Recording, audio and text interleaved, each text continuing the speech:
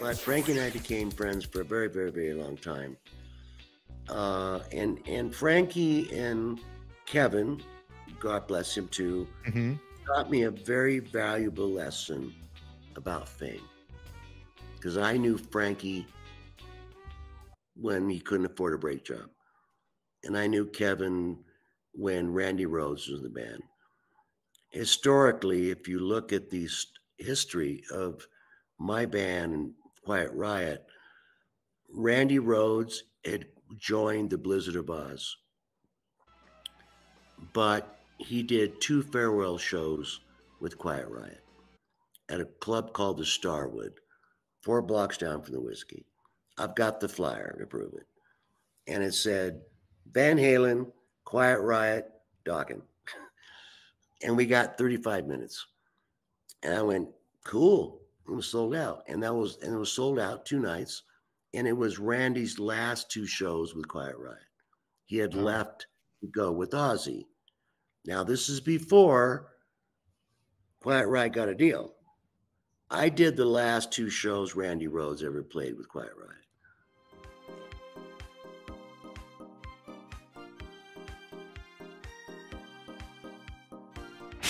And Van Halen. And I was kind of really getting tight with Eddie Van Halen. Because I remember the first time we played with them, I'd heard of Van Halen. And they were like the big kahunas in Hollywood. But I had played with them. And I kind of egotistically thought as myself as a great lead singer and a great lead guitar player. And we warmed up, and I went back to my dressing room, and I hear them go on stage, and I hear them playing. And I remember saying to my bass player, Jeff Tapp, I said, I thought they only had 1 guitar player. He goes, they do. I said, no, I hear 2 guitar players. No, there's 2 guitar players playing. Dude, I can hear it. And I remember walking out in the balcony at a place called the Smokestack, going down the beach, 1,000-seater, sold out. And first time I saw Eddie doing the 2 hands on the neck, which he made famous, tapping. And Paul Gilbert, Reb Beach, every guitar player stole the tapping. Eddie invented the 2 hands on the neck. And I'll stick by that. I absolutely. Even Billy Sheehan took it to his bass playing. On his bass playing, doing like this. Totally. And that band Talus, I remember.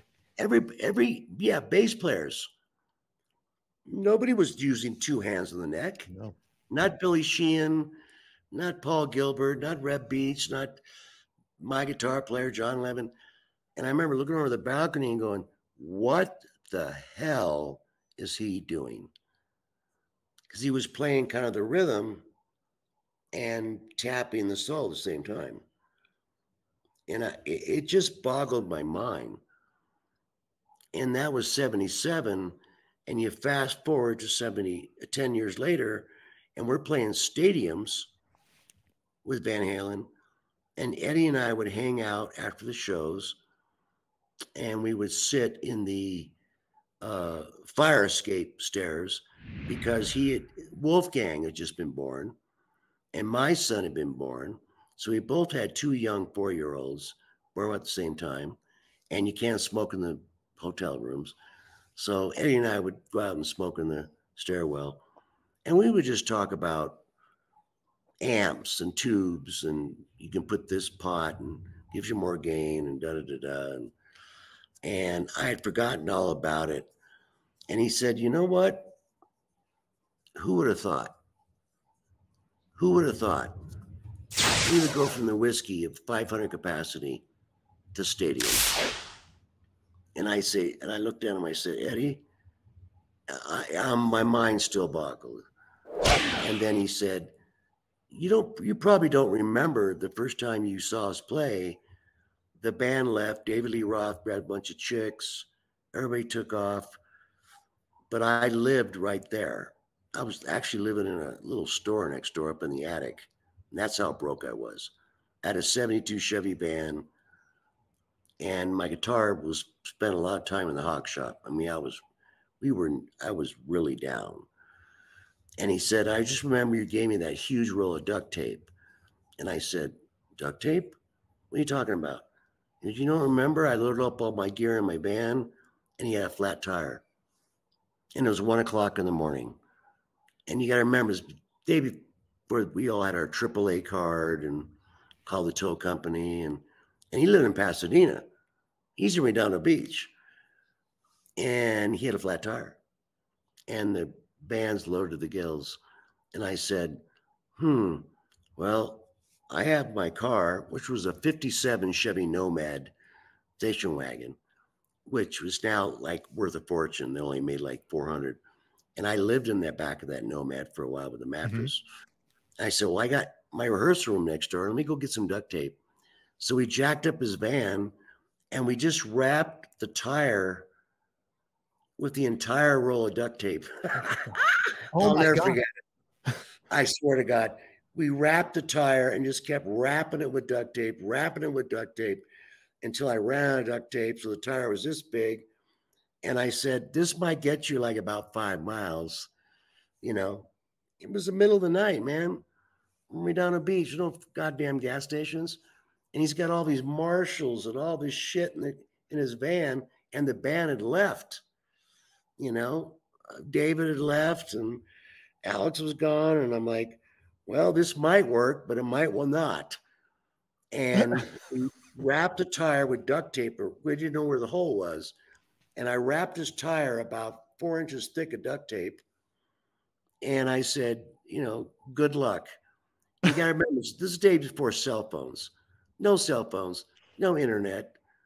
We all had house lines. And I gave him my phone number. I said, let me know if you get stuck. You know, I'll try to come get you. He had to drive like 45 miles. How did he make it on duct tape without going to the rim? Dude, he made it. I saw him 3 months later. We're playing the whiskey. I said, how'd that duct tape worked out? He goes, he kind of looked at me like he didn't know me. I said, I was the guy that gave you the duct tape. He goes, dude, I made it home. We just drove like 15 miles an hour in the right lane, really slow. And I made it. And go, with all that gear, all your marshals, the drums, he goes, yeah, I made it home. Barely. And we had a big laugh about that on Monsters of Rock. Here we are just playing stadiums, 100,000, 110,000, 120,000. And we're talking about back in the day, just 10 years before. That's not that much time. No. 10 years. And I'm duct taping his tire because he didn't have a spare. It's crazy. And he goes, you know, I have a spare, but I had to take the spare out because I needed to make more room for the equipment. And I'm like, you're screwed, dude. You're fucking screwed. So, and I happened to live on this little strip where the club was, and I was living in this little, I had a little company called Duck Soup. Everybody knew Duck Soup. I sold used jeans and surfer shirts, and I had a staircase, and I lived up in the attic. Thank God I was young and cute and I knew a lot of waitresses, and they'd always bring me leftover food and bang on the door and feed me. And, you know, you fast forward just 8 years, 78, 88, or 77, you know, and he brought it up. I'd forgotten about it. And he goes, you're the guy that gave me the big ass roll of duct tape so I could get home. And I said, dude, Eddie, I thought you might make it like 4 blocks. That was Mr. Don Dokken, and you could catch this episode unedited, uncut right here on our members only or in Patreon. In the meantime, thanks for watching. Make sure you subscribe and put your comments down below and click on the box you see right here on your screen. We'll see you all later. Mwah.